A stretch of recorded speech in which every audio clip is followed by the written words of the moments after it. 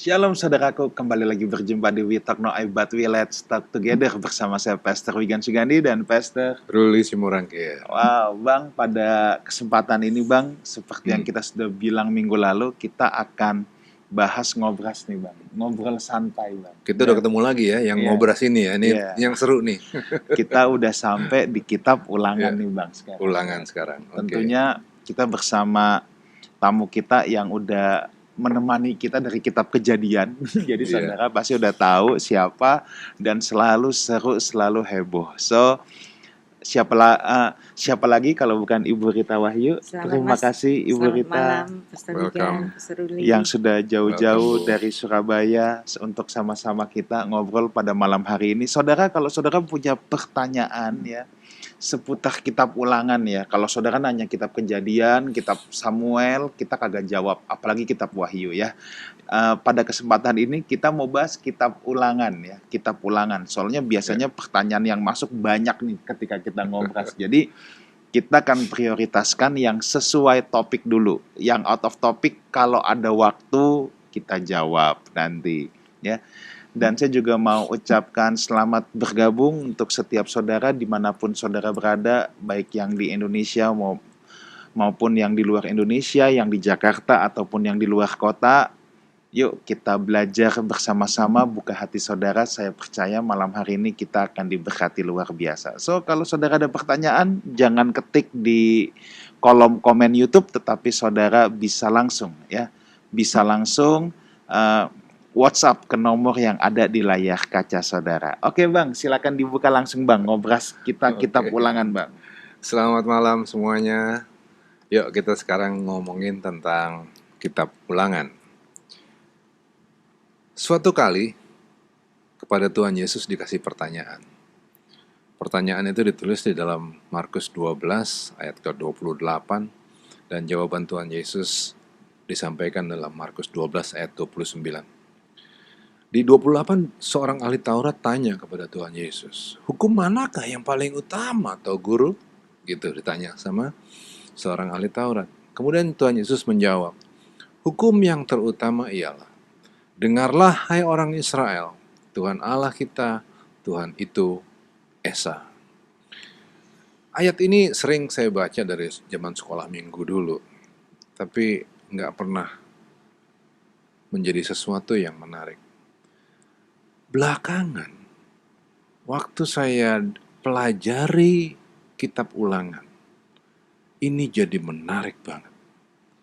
Ternyata Tuhan Yesus pada saat itu lagi mengutip apa yang ditulis di dalam Ulangan 6 ayat yang keempat. Ulangan 6 ayat yang keempat. Perhatiin kalimatnya ya, dengerin kalimatnya. Dengarlah hai orang Israel, Tuhan itu Allah kita, Tuhan itu Esa. The exact same words yang disampaikan oleh Tuhan Yesus dalam Markus 12 ayat 29. Dan memang Ulangan 6 ayat 4 ini adalah bagian yang paling utama, bisa dibilang sebagai tonggak yang penting bagi iman orang Yahudi. Dengarlah hai orang Israel, Tuhan itu Allah kita, Tuhan itu Esa. Shema Yisrael, gitu kan? Itu kan ada Shema Yisrael. Adonai Elohenu, Adonai Echad. Kenapa bagian ini penting sekali? Karena bagian ini nantinya akan membuat Israel melek terhadap firman Tuhan. Bagian ini nanti yang akan mengantar mereka sebagai orang-orang yang bisa mengenali bahwa Yesus adalah Mesias. Nantinya bagian inilah yang menjadi tonggak iman kita sampai hari ini. Sebegitu pentingnya kitab Ulangan ini. Dan di dalam kitab Ulangan juga ada banyak nilai-nilai, ada banyak etika-etika yang bagus dan perlu diketahui sama orang Kristen hari ini, supaya membentuk kita menjadi orang-orang yang secara etika, secara lengkap, berkarakter yang mulia. Kalau kita nggak ngerti Ulangan, kita nggak bisa berkarakter yang seperti Tuhan inginkan. Nah, kelengkapannya biarlah ahlinya yang menjelaskan. Iya. Nah, Bang, ini sebelum ke Ibu Rita ya, Iya. saya ini juga penasaran, Bang, kenapa sih namanya Ulangan, Bang? Oke. Iya kan? Kalau Ya. dalam bahasa Inggris kan Deuteronomy, Iya. Deutero 2 nomos hukum. Oke. Kenapa di Alkitab Jadi Ulangan. Indonesia kok jadi Ulangan ya? Iya. Nah, mungkin Ibu Rita bisa cerita dulu nih, mulai dari asal usul, dari penamaan dan lain sebagainya. Nama ini menarik ya. Dan penerjemah LAI pada zaman dahulu, mungkin tahun yang terjemahan lama 1954, Iya. adalah orang-orang yang benar-benar memahami naskah bahasa asli Alkitab. Oke. Dan orang-orang yang menerjemahkan Alkitab ke dalam bahasa Indonesia ini berani out of the box. Ya. Yang kitab pertama Kejadian, Keluaran, Imamat, Bilangan, dan semua itu diterjemahkan sesuai Septuaginta menerjemahkan, dan mayoritas dari terjemahan-terjemahan bahasa Inggris juga menggunakan Genesis, Exodus, ya, Levitikan, dan kemudian Numbers, Iya. dan kemudian Deuteronomy. Khusus Deuteronomy ini, yang penerjemah Alkitab bahasa Indonesia ini berani untuk out of the box. Dan sampai hari ini kayaknya nggak ada orang yang bertanya, kenapa sih kok nggak dikasih nama hukum kedua atau Deuteronomy, kenapa kok pakai nama yang nyeleneh, Ulangan gitu kan. Nah, kita harus tahu bahwa terjemahan adalah tafsiran terpendek. Ya. Oke. Terjemahan itu tafsiran terpendek, dan ini berdasarkan penafsiran dari penerjemah Septuaginta pada abad ketiga sebelum Masehi. Nah, Devarim yang nama dalam bahasa Ibrani itu diterjemahkan dengan Deuteronomy, second law.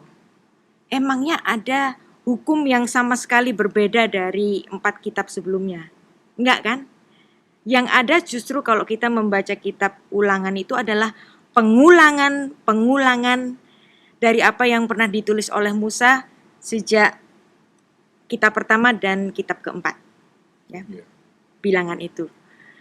Dan tidak ada sesuatu yang baru. Nggak ada yang bertentangan atau bahkan sesuatu yang baru. Di sini penerjemah Alkitab bahasa Indonesia itu mempersoalkan, mana ada yang baru? Ini kan pengulangan. Nah, dari mana kira-kira keluar kata ulangan? Yeah. Itu ada di dalam Ulangan 17 ayat 18. Yang ini merupakan wejangan kepada raja-raja Israel yang nanti akan muncul.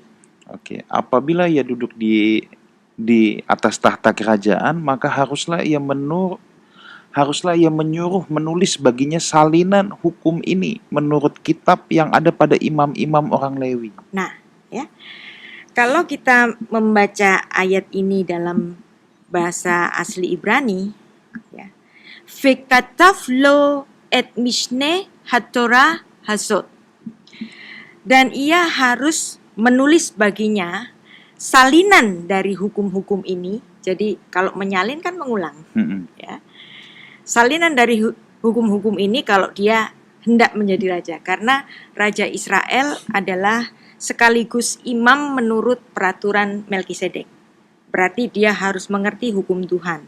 Jadi diharuskan Musa itu melakukan satu tatanan khusus. Kalau nanti kamu punya raja, dia harus menyalin ulang 5 kitab ini untuk dirinya, supaya menjadi catatan bagi dia bagaimana untuk memerintah Israel.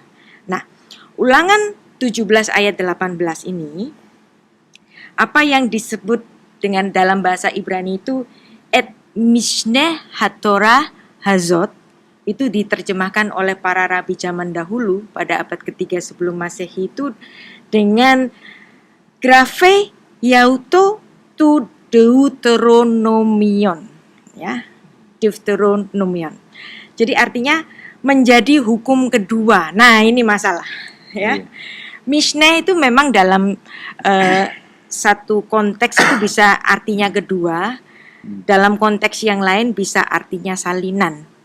Nah, dalam hal ini seperti terjemahan Google. Jadi terjemahan Google itu nggak punya perasaan gitu kan. Ini kan bukan hukum kedua, ini kan salinan. Jadi penerjemah bahasa Indonesia itu mempersoalkan kata bahasa Ibrani et mishneh hatorah hazot, yang dimana raja itu harus menulis salinan baginya, yang dimana pengajaran-pengajaran yang oleh Musa pernah ditulis pada 4 kitab sebelumnya itu, kemudian pada perpisahan Musa pun mengulangi lagi apa yang sudah dia ajarkan itu kepada generasi yang baru yang lahir di padang gurun, yang nanti mereka itu masuk ke tanah perjanjian. Nah, dari situ maka nggak ada sesuatu yang baru. Nah, inilah kenapa dalam bahasa Indonesia kitab kelima ini ditulis dengan ulangan, karena memang isinya adalah pengulangan-pengulangan. Ya, berani kan? Wah, Orang-orang yang berani ini keren. Iya. Ya, Bu, saya pernah baca nih ya, Bu, ya. Ada satu buku tulis gini, Bu, bahwa kalau kitab Keluaran itu Musa menuliskan kepada orang-orang Israel yang keluar dari tanah Mesir. Mereka masih saat itu ada di kaki Gunung Sinai, ya. Terus Musa mengajarkan tuh hukum-hukum itu. Betul. Nah, tetapi kan kita tahu bahwa bangsa Israel di padang gurun kira-kira 40 tahun. Yes. Dan kitab Ulangan ini adalah kemungkinan katanya ini second generation-nya. Yes. Jadi ini adalah menjelang memasuki tanah Kanaan. Yes. Jadi makanya kalau kita lihat kan memang kok yang dikeluarkan kok bisa ada lagi di kitab Ulangan. Nah, kata penulis ini katanya karena mungkin sudah memang audiensnya beda. Audiensnya beda. Itu bisa penafsiran itu bisa kita terima, dan juga memang message yang diberikan Musa dalam kitab ini itu memang orang Israel itu harus mengajarkan pengajaran itu secara berulang-ulang. Nah, ini Jadi, menarik ini. ya. Kalau belajar dalam bahasa Ibrani itu lomet, tapi kalau mengajar dalam bahasa Ibrani itu limet, dari kata dasar yang sama. Seperti kalau kita belajar itu orang yang sedang belajar, kemudian yang mengajar. Jadi sama-sama dari kata ajar. Bahasa Ibrani juga begitu. Kenapa dalam bahasa Ibrani untuk kata belajar itu menggunakan kata aktif biasa, tetapi kalau yang mengajar itu menggunakan aktif intensif. Jadi kalau orang itu mengajar, dia kalau ngajar nggak boleh satu kali. Jadi harus diulang-ulang. Dalam Ulangan 6 ayat 7, Pastor Wigan. Ulangan 6 ayat yang ke-7 ya. Oke. Haruslah engkau mengajarkannya berulang-ulang kepada anak-anakmu dan membicarakannya apabila engkau duduk di rumahmu, apabila engkau sedang dalam perjalanan, apabila engkau berbaring, dan apabila engkau bangun. Nah, jadi Anda tahu kenapa Israel itu ya, dia pernah dibuang ke Babel. Ya. Kemudian kembali lagi ke Tanah Suci. Kemudian Bait Allah runtuh tahun 70. Kemudian mereka berdiaspora. Dalam kurung waktu hampir 2000 tahun. Ya. Mereka itu adalah satu-satunya bangsa di dalam masa diaspora hampir 20 tahun tapi tidak pernah kehilangan identitasnya. Kira-kira kenapa? Karena ada pengajaran yang berulang-ulang. Nah, jadi ini adalah pengamalan dari Ulangan 6 ayat 7 yang dimana yang tadi dikatakan dalam bahasa Indonesia itu haruslah, haruslah kamu mengajarkannya berulang-ulang. 5 kata. Dalam bahasa Inggris itu, and thou shall teach them diligently. 6 kata dalam bahasa Inggris. Bayangkan 6 kata dalam bahasa Inggris ini hanya dikatakan dalam 1 kata dalam bahasa Ibrani, fascinantam. Ya, artinya di sini kualitas dari sastra bahasa Ibrani Alkitabiah yang ditulis oleh Musa ini 15 abad sebelum Masehi itu betul-betul diamalkan oleh orang-orang Ibrani itu hingga hari ini. Misalnya ada banyak ya, dulu bangsa itu pernah ada, kemudian vanish begitu saja. Misalnya contohnya bangsa Amon, bangsa Filistin. Mungkin Anda bisa menyebutkan bangsa-bangsa lain yang dulu pernah ada, yang hari ini tidak ada lagi. Tapi bangsa Israel, mereka ada di masa diaspora, mereka tetap ada. Kenapa? Karena ada Torah yang menyatukan. Nah, Torah itu disebut oleh orang-orang Israel sebagai the portable land of the Jew. Jadi di mana ada Torah, di situ ada bangsa Yahudi. Kenapa? Karena Torah itu selalu memerintahkan kepada para bapak-bapak orang Yahudi ini untuk melakukan pengajaran secara berulang. Dan institusi pendidikan yang paling tertua di dunia ini adalah institusi pendidikan dari orang-orang Israel, Pastor Ruben. Wow, Bang, saya mau stop dulu nih Bang di tentang bangsa Israel mengajar berulang-ulang. Ya. Dan tadi di ayat yang kita baca, Namanya haruslah engkau mengajarkannya berulang-ulang. Kepada siapa? Anak-anakmu. Ya. Ini ada 2 hal nih Bang. Yang pertama, Musa ajarin parenting nih Bang. Ya. Iya. Mengajarkan kepada anak-anak. Banyak orang tua yang tidak mengajarkan firman Tuhan kepada anak-anaknya. Ini kalau saya tarik ke aplikasi hari ini, dianggap tugas memperkenalkan Tuhan itu tugas guru sekolah minggu. Ya, betul. Ya, Padahal nggak boleh begitu. Yang cuma ketemu anaknya 1 jam. 1 jam seminggu. 1 jam seminggu. Lalu 160 jam yang lainnya gimana? Ya. Tapi kalau di sini memang yang dikatakan, kalau yang pertama mengajarkan kepada anak-anak. Kalau yang kedua tentang pengulangan. Saya juga sangat mempercayai bahwa repetition is a mother of revelation. Pengulangan adalah ibu dari pewahyuan. Jadi memang salah satu cara belajar yang terbaik itu memang kita harus mau belajar mengulang. Kadang-kadang kita bisa dapat sebuah refreshment, bisa dapat hal-hal yang baru justru ketika kita mengulang. Mengajar itu perlu ditanya juga nih. Kita kan mengulang kan? Iya. Kan di sini kan Pastor Wigan bilang tadi, di dalam ayat ini berarti anak harus belajar kan? Iya. Sekarang tanggung jawab untuk ngajar tuh ada di siapa, Bu? Apakah ada di bapak aja atau di ibu aja? Ini menarik ya. Oke. Kolose 3 ayat 21. Pastor Wigan. Oke, Kolose 3 ayat 21. Hai bapak-bapak, janganlah sakiti hati anakmu supaya jangan tawar hatinya. Nah, kenapa kok bapak-bapak sih? Hmm. Apakah Paulus lupa? Apakah Paulus ini salah nulis atau penyalin Alkitabnya yang lupa, gitu kan? Kok hanya bapak-bapak, ibunya mana? Gitu kan? Yeah.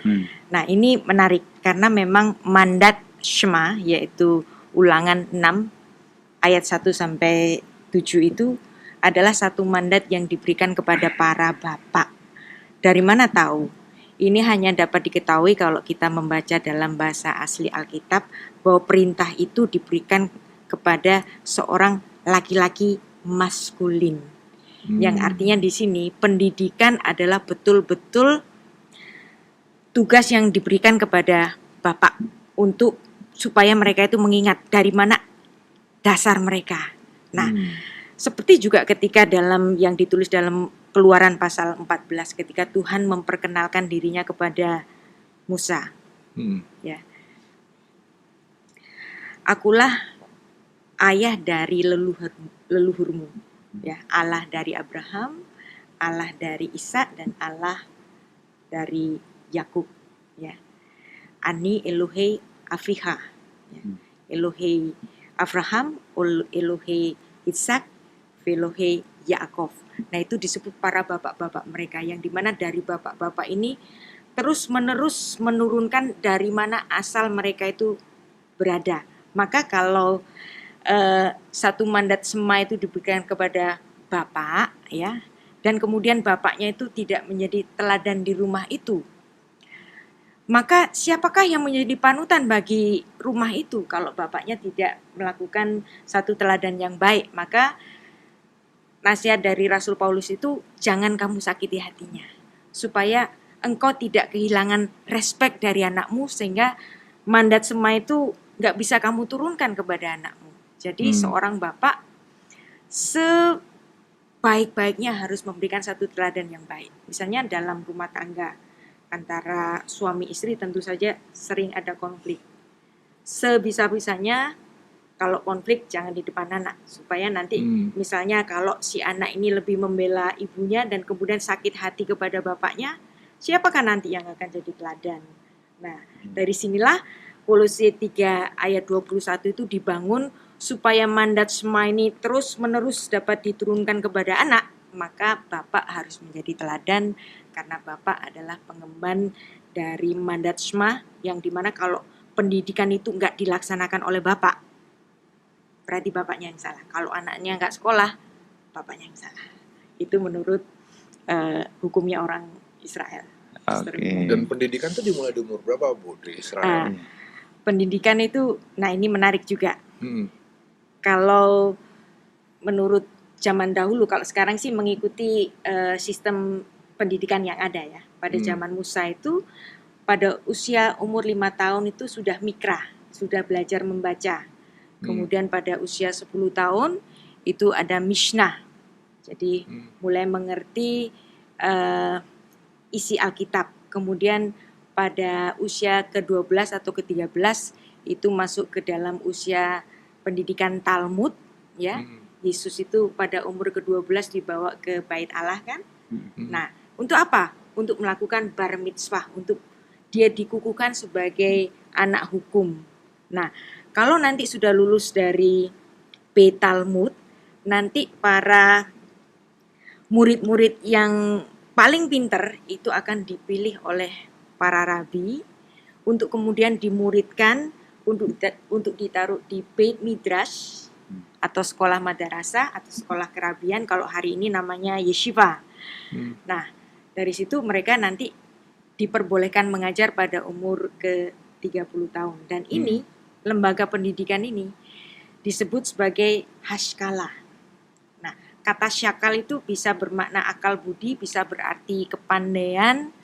Dari kata hashkala ini muncul kata sekolah, muncul kata school, muncul kata skill. Kenapa skill? Karena dia sekolah. Orang ini kok skillful banget. Nah, karena dia sekolah. Nah, dari tatanan yang ditetapkan Musa dalam kitab Ulangan ini dengan mandat Shema-nya itu, Anda bisa bayangkan ratusan tahun kemudian, ketika orang Israel sudah masuk ke Tanah Suci. Ini menarik, ya. Yeah. Kita belum membahas kitab Hakim-Hakim, tapi coba kita tengok sedikit kitab Hakim-Hakim. Yeah. Yang dimana di kitab Hakim-Hakim pasal 8 itu dikatakan bahwa Gideon itu sedang punya masalah dengan penduduk di Sukot karena mereka menolak ngasih makanan ke pasukannya Gideon. Nah, ketika Gideon ini sudah mengalahkan orang-orang Midian itu dan kembali ke kota Sukot, kemudian dia mendapatkan random, ya, anak kecil, ya. Di situ dalam bahasa asli itu ditulis Naar. Nah, ini menarik, Pastor Wigan. Hakim-Hakim 8 ayat 13 dan 14. Oke. Kemudian kembalilah Gideon bin Yoas dari peperangan dengan melalui pendakian Heres. Ditangkapnyalah seorang muda dari penduduk Sukot.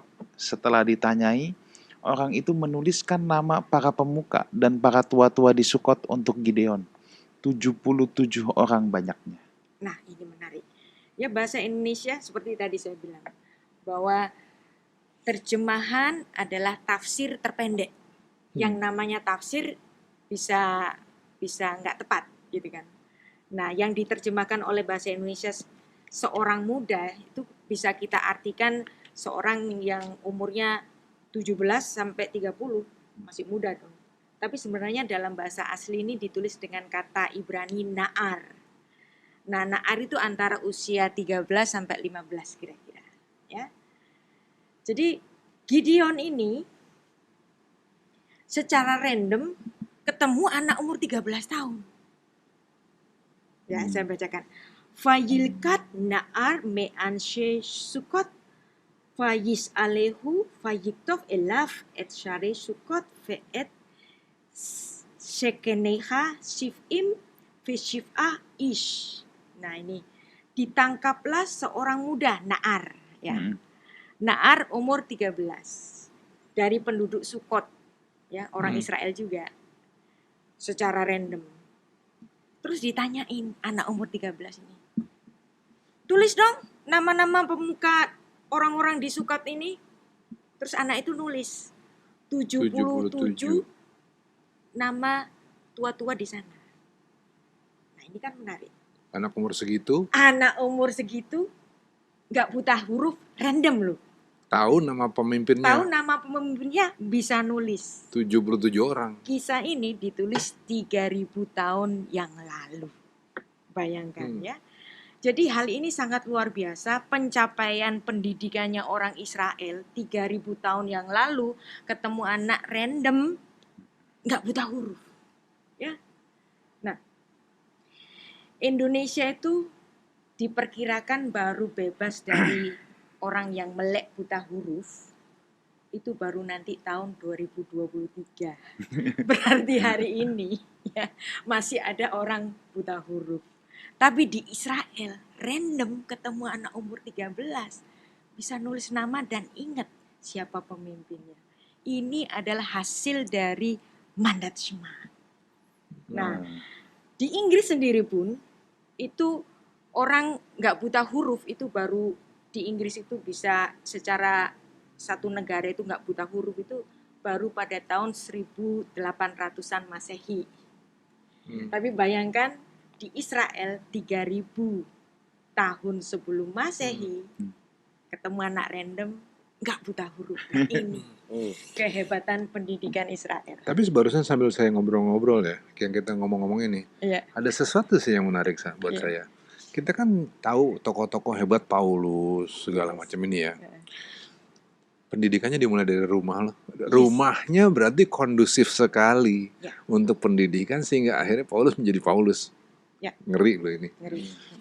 Nah, hari ini kita nyiptain rumah yang kondusif supaya orang jadi direktur. Which is bagus banget. Tapi kan harusnya kita juga menyediakan tempat yang kondusif bagi rumah kita untuk membuat anak kita rindu belajar firman Tuhan. Betul. Seperti zaman dulu lagi. Ya. Itu jadi memang pentingnya ulangan. Shema itu adalah satu mandat dari orang tuanya sendiri. Jadi jangan jadi gara-gara sekolah itu bukan kayak titip anak gitu. Jadi mereka itu sarana pendukung tapi pendidikan sebenarnya itu ada di rumah. Dari rumah ya. Wow. Bang, terus ini karena kita sedang di ulangan pasal 6, Bang. Iya. Kayaknya nih harus diceritain nih. Ini ulangan pasal ke-6 ini kan sangat terkenal sekali. Iya. Shema Israel. Dan kita tahu dengan Shema Israel. Dan ini juga 2 kali di ayat ketiga, ayat keempat, dengarlah hai orang Israel. Dengarlah hai orang Israel. Nah, Shema Israel itu yang dikenal juga pengakuan iman kan ya? Pengakuan iman. Untuk orang Israel ya. Nah, mungkin Ibu bisa cerita nih Bu tentang ulangan pasal 6 khususnya tentang Shema Israel atau tentang Shema sendiri. Kenapa Shema? Kenapa mendengar? Kenapa bukan taatilah? Kenapa bukan kamu harus? Kenapa dengar? Karena dari pendengaran itu akan timbul respon. Dari pendengaran juga mungkin nggak timbul respon. Jadi ada dua kemungkinan ketika orang mendengar. Nggak mau dengar dan kemudian merespon.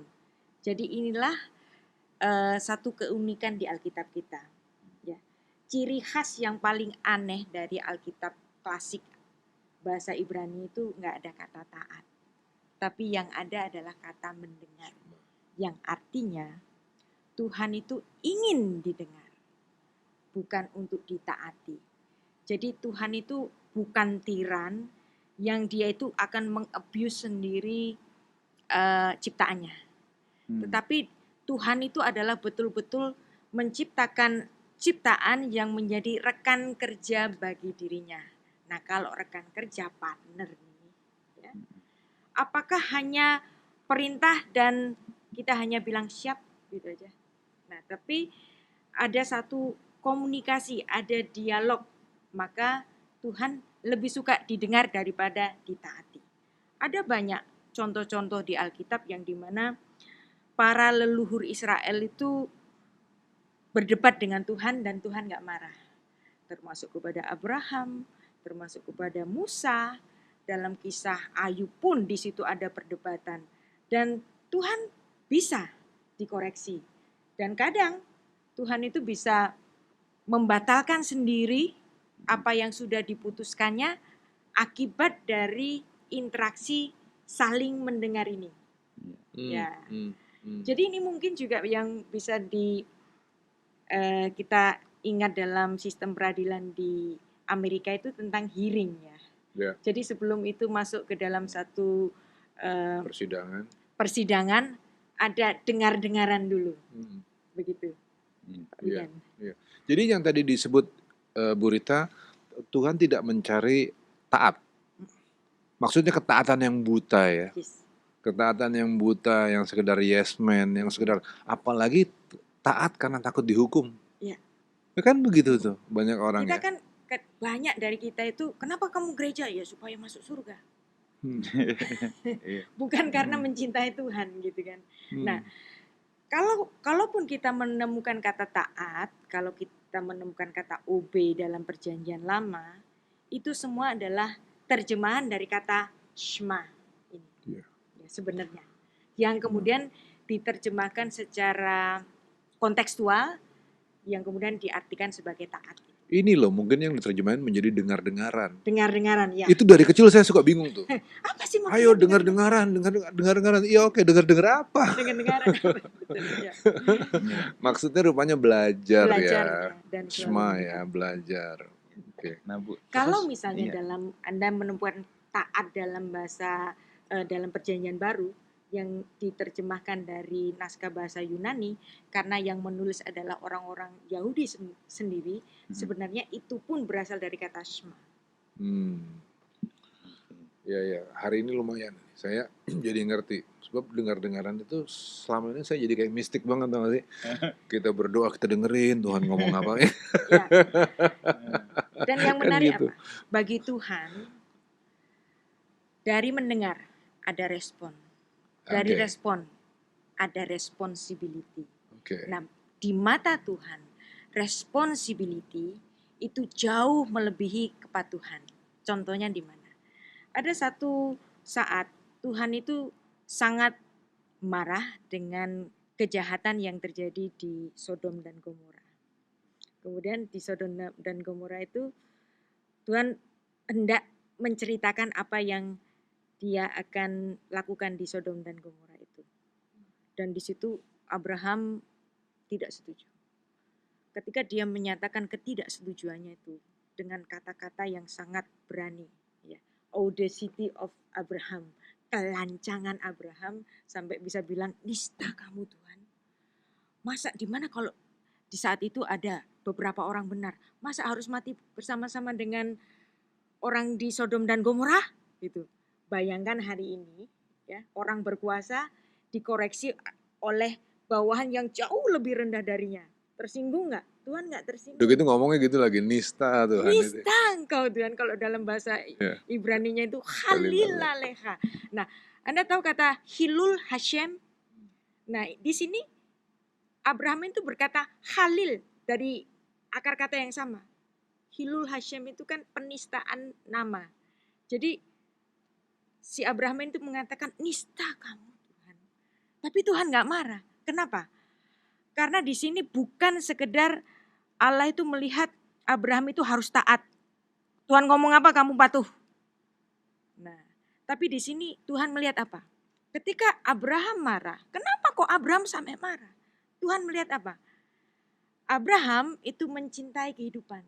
Dia merasa bertanggung jawab untuk membela sesamanya ini yang ada di Sodom dan Gomora. Kalau di situ ada orang baik, masa harus mati bersama-sama dengan orang yang Tidak baik. memang tidak baik atau yang udah rusak, yang harus mati. Nah, di situ. Di sini adalah salah satu contoh bahwa tanggung jawab adalah pencapaian yang melebihi ketaatan. Maka Tuhan tidak pernah menyuruh kita taat, tetapi Tuhan menyuruh kita mendengarnya. Jadi kalau di situ ada respon dari Abraham. Responnya apa? Responsibility-nya apa, Bu? Yang Ya. dilakukan? Responnya apa?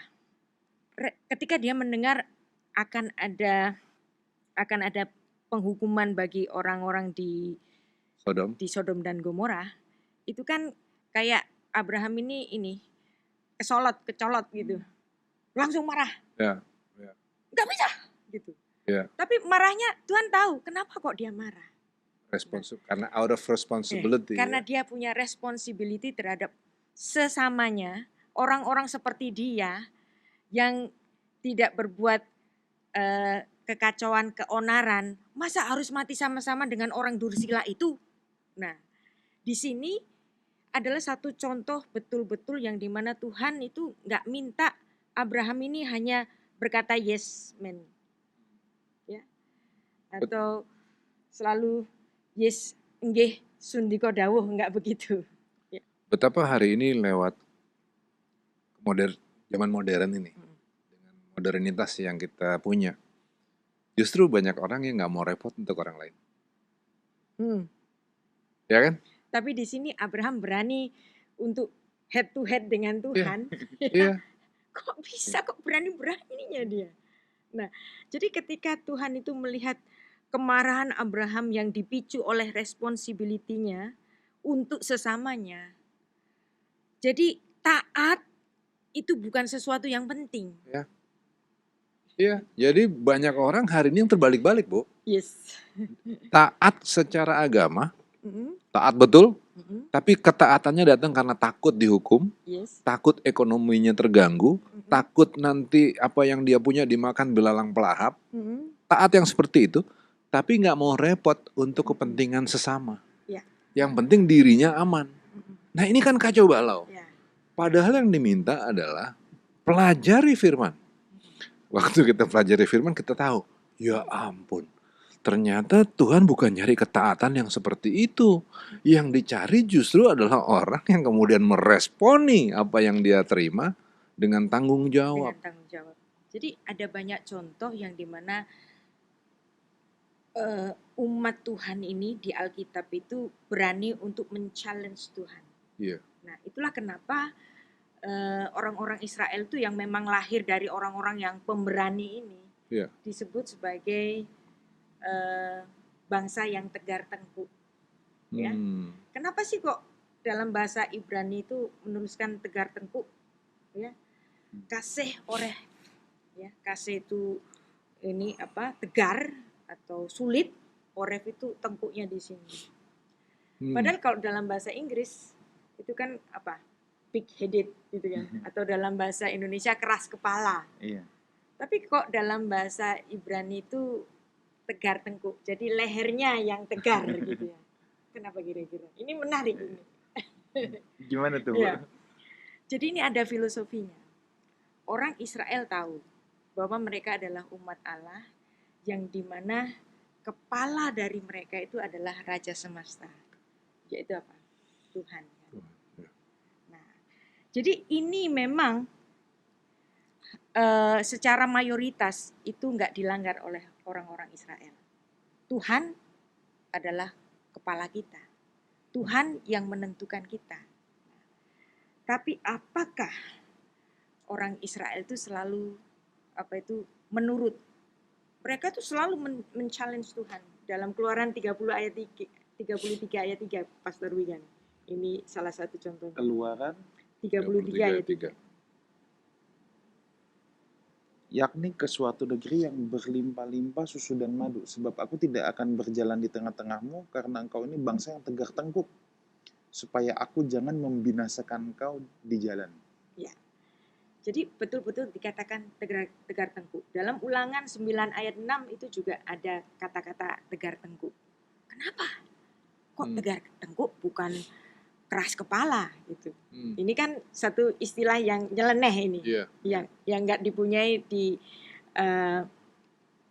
istilah lain kecuali kepada Israel. Iya. Ulangan 9 ayat 6. Jadi ketahuilah bahwa bukan karena jasa-jasamu Tuhan Allahmu memberikan kepadamu negeri yang baik itu untuk diduduki. Sesungguhnya engkau bangsa yang tegar tengkuk. Ya. Jadi ini nanti ada hubungannya dengan apa yang dikatakan oleh Tuhan Yesus. Serigala mempunyai liang, ya. Tetapi burung mempunyai sarang, tetapi anak manusia tidak dapat mempunyai tempat untuk meletakkan kepalanya. Iya. Nah, ring the bell. Iya.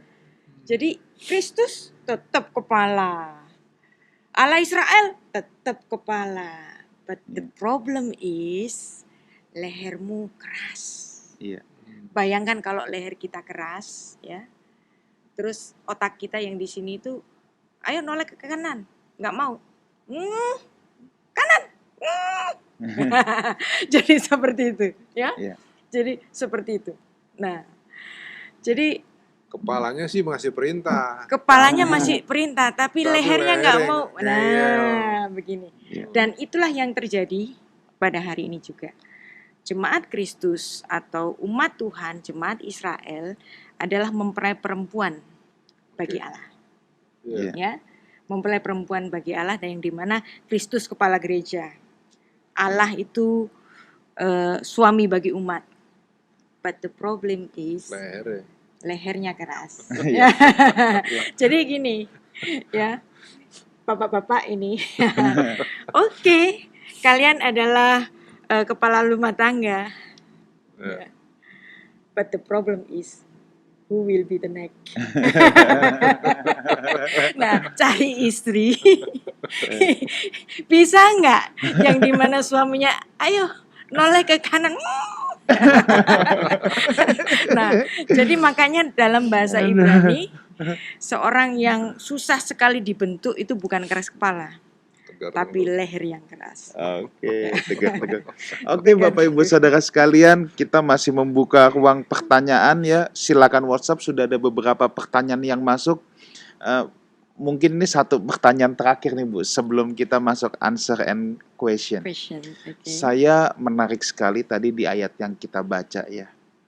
Ketahuilah bahwa bukan karena jasa-jasamu Tuhan Allahmu memberikan kepadamu negeri yang baik itu untuk diduduki. Nah Bu, somehow saya melihat ada suatu paralelisme atau tipologi ya. Ini sama halnya dengan keselamatan Bu. Tuhan memberikan tapi kita tidak bisa diem aja. Sama kayak bangsa Israel. Tuhan berikan negeri ini, tapi ada bagian Israel juga loh, di mana dia harus berperang, kan bukan cuma duduk santai. Tugasnya banyak banget untuk bisa menduduki Kanaan, dan kalau kita lihat Israel tidak berhasil menduduki Kanaan sampai berlarut-larut kan. Dan sebenarnya janji ini kan diberikan kepada Abraham. Iya. Tapi apakah Abraham menikmati janji itu? Dan kalau kita membaca lebih cermat lagi, tanah itu diberikan kepada keturunan Abraham. Iya. Nah, sampai nanti pada masuk ke tanah perjanjian diantar oleh Yosua, sampai 400 tahun menduduki di tanah perjanjian, mereka masih belum mendapatkan Gunung Sion, Yerusalem. Yerusalem itu baru dapat direbut pada zamannya Daud, yang dimana Daud saat itu merebut kota Yerusalem itu dari suku Yebus, yang artinya di sini berkat itu nggak pernah langsung blek dari langit, tetapi diusahakan, tapi diperjuangkan. Seperti juga berkat yang diberikan kepada Yakub itu juga diperjuangkan. Kenapa? Walaupun awalnya itu Tuhan nggak berkenan karena Yakub itu memperoleh berkatnya dengan cara menipu, tapi pada akhirnya Yakub ini selalu mengejar bagaimana dia mendapatkan berkat dari Tuhan. Misalnya, contohnya, ketika dia bertemu dengan manusia supranatural, dan dia tahu ini teofani Tuhan ini. Dia nggak mau lepas itu laki-laki itu, dipegang kakinya. Pokoknya engkau harus memberkati aku. Nah, yang artinya ini mengejar berkat dengan cara berusaha itu mendapatkan apresiasi dari Tuhan, dan Tuhan tidak pernah memberikan berkat secara instan. Oke Bang, kayak kita mesti masuk ke tanya jawab karena waktu tinggal sedikit lagi juga. Pertanyaan pertama, No Name, ini kayaknya bertalian dengan Ulangan 28 nih yang sangat terkenal, berkat dan kutuk. Nah, pertanyaannya gini, ini ada 3 pertanyaan. Yang pertama, apakah kutuk masih ada di zaman sekarang? Yang kedua, apakah orang Kristen perlu doa pelepasan kutuk? Dan yang ketiga, apakah taat berkat dan tidak taat kutuk masih berlaku sampai sekarang? Jadi ada 3 nih Bu. Yang pertama, kutuk masih ada Bu di zaman sekarang buat orang percaya. Kalau kita orang percaya, kalau kita ada dalam keadaan ketidakberuntungan, itu bukan kutuk, tetapi ekses dari sesuatu apa yang terjadi. Nah, kadang-kadang kemalangan itu terjadi pada orang benar kok. Contohnya siapa? Ayub. Jadi kutuk atau kemalangan yang dianggap sebagai kutuk itu sebenarnya bukan kutuk. Yang kutuk adalah unsur tanah yang sudah dikutuk oleh Tuhan sejak kitab Kejadian 3 ayat 17 itu mengatakan Arura ha'adama, terkutuklah tanah. Nah, selama kaki kita itu menginjak di bumi dan kita memiliki unsur debu, yang dimana debu itu sudah terkutuk sejak kitab Kejadian pasal 3 ayat 17 tadi, itulah yang membuat manusia itu menjadi punya penyakit, menua, dan pada akhirnya mati. Tetapi kematian secara unsur debu ini memang dibiarkan Tuhan itu terjadi. Apa yang sedang diselamatkan oleh Tuhan? Unsur kedua dari di mana manusia itu diciptakan. Manusia diciptakan dari debu yang dari tanah, yang kedua adalah nishmat hayim yang dihembuskan oleh Tuhan. Jadi di sini kutuk terhadap manusia itu sendiri sudah nggak ada, apalagi Tuhan Yesus itu sudah menebus kita dengan darahnya itu. Nah, kalaupun ada pemahaman kalau taat berkat, kalau nggak taat kutuk. Kalau Anda menyimak apa yang sudah kita pelajari hari ini, di Alkitab nggak ada kata taat. Yang Tuhan minta mendengar. Belajar. Jadi respon.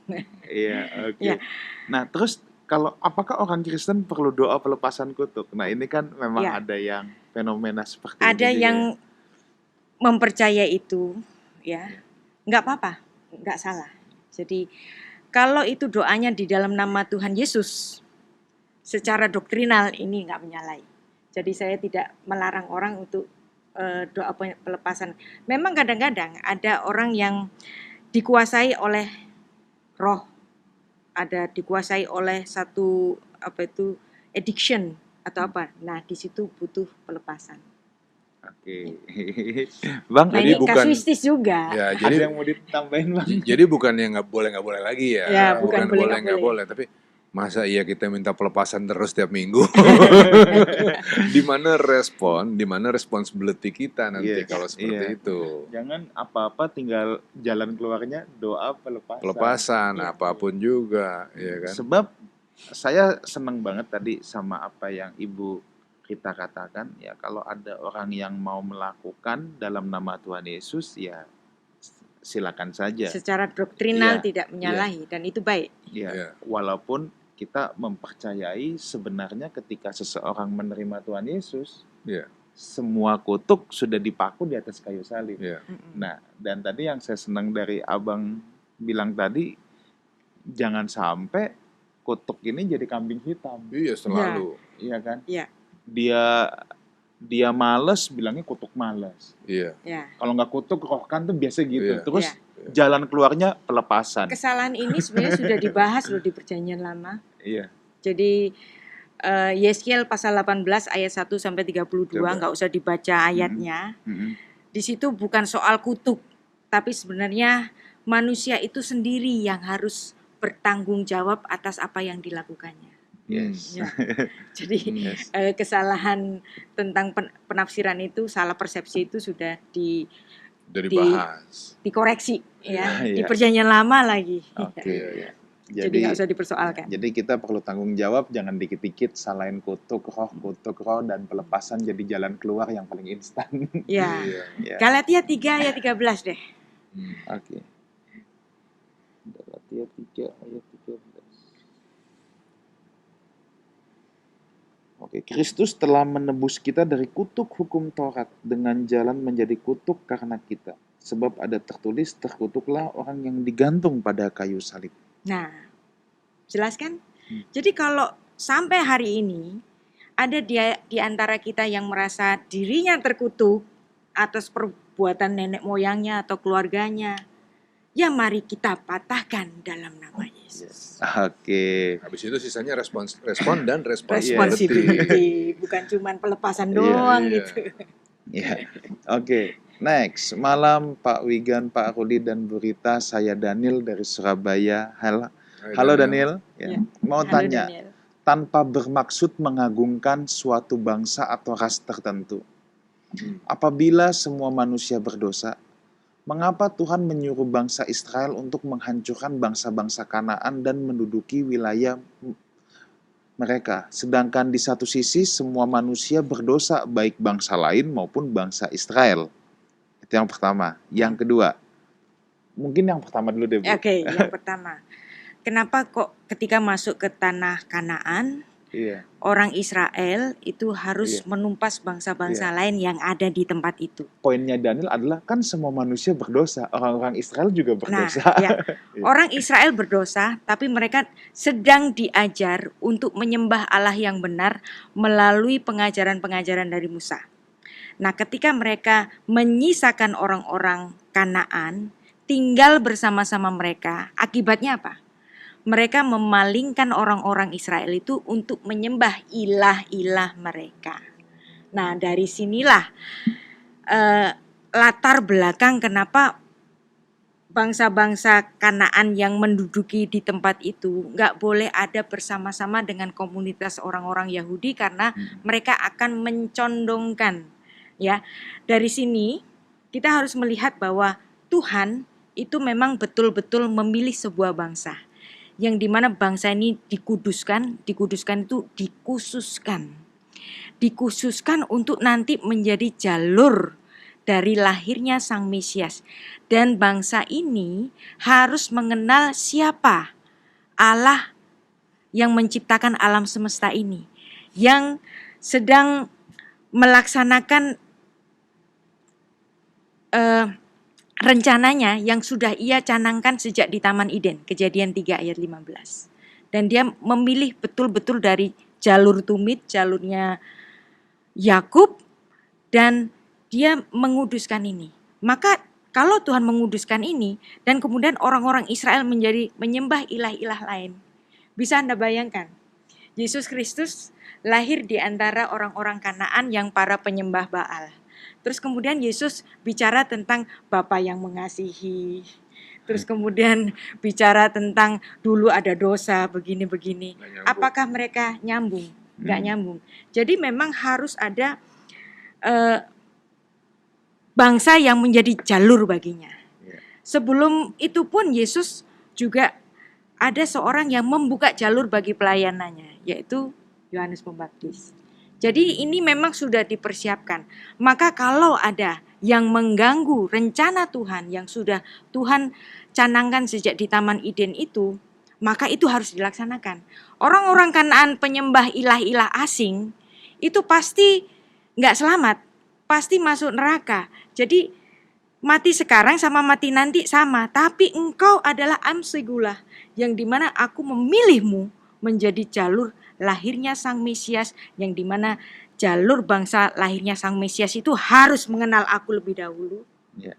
Baru nanti ketika aku datang, itu orang-orang sebagian dari mereka mungkin gak semua tahu bahwa ini adalah pengendapan janji yang sudah Tuhan umumkan sejak di Taman Eden.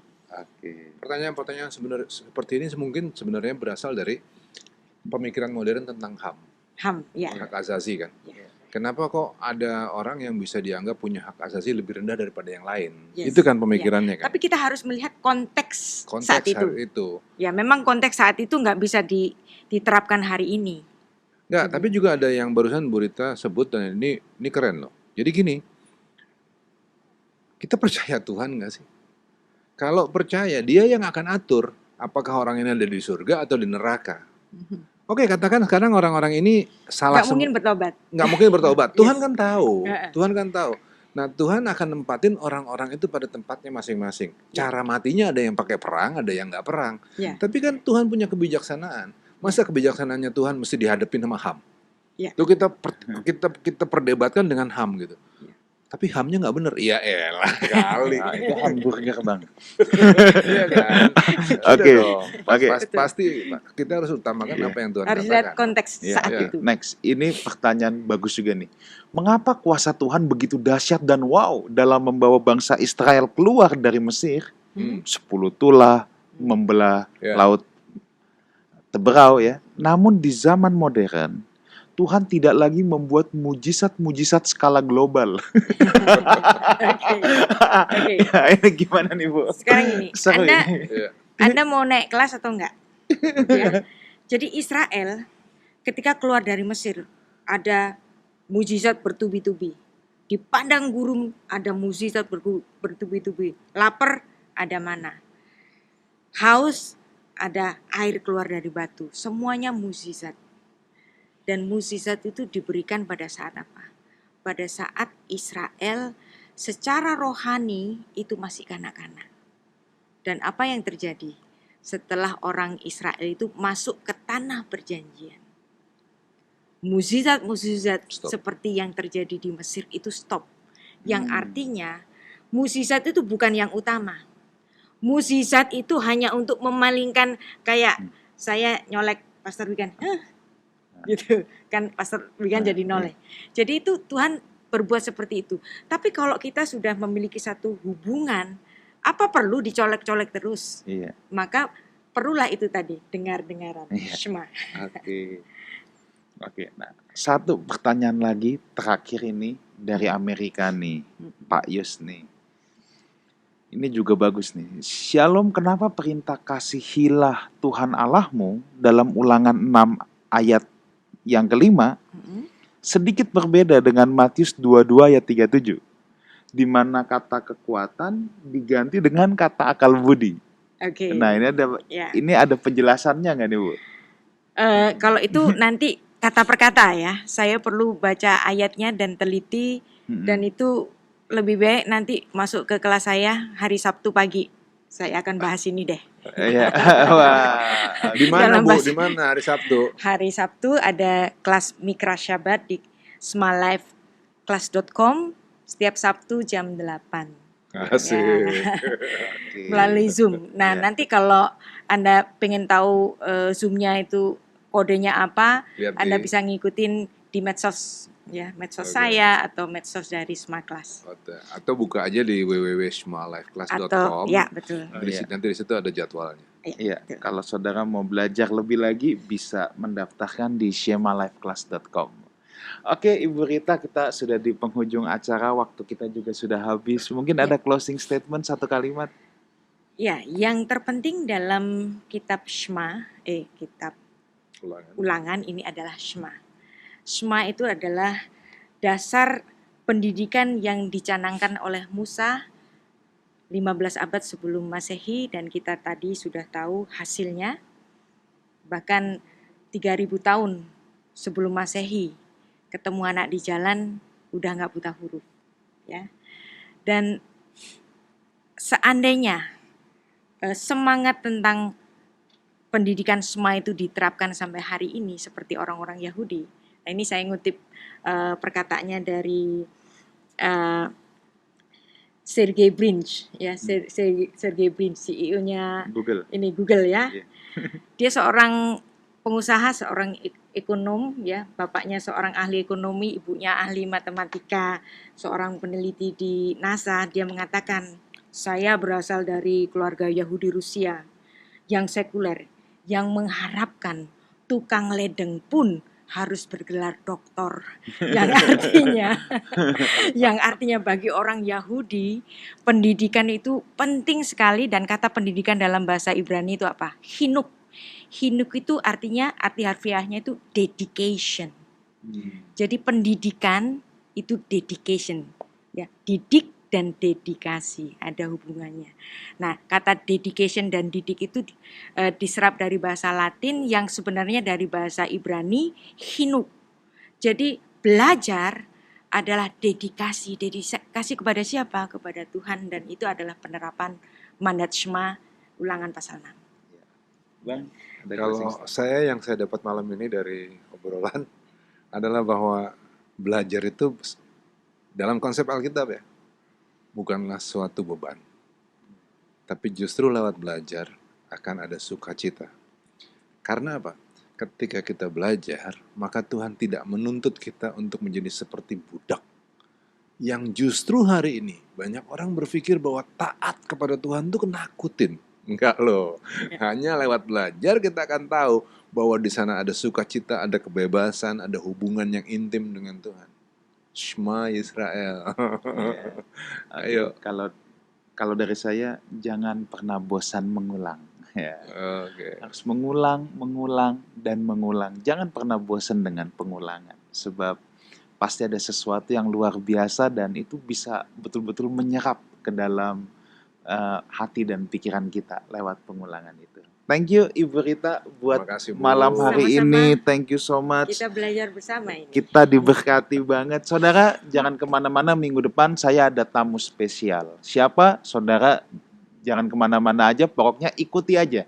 Kamis depan jam 7 malam, kita punya tema spesial dan tamu spesial. So, see you next week di We Talk No I But We Let's Talk Together. God bless you. Tuhan berkati.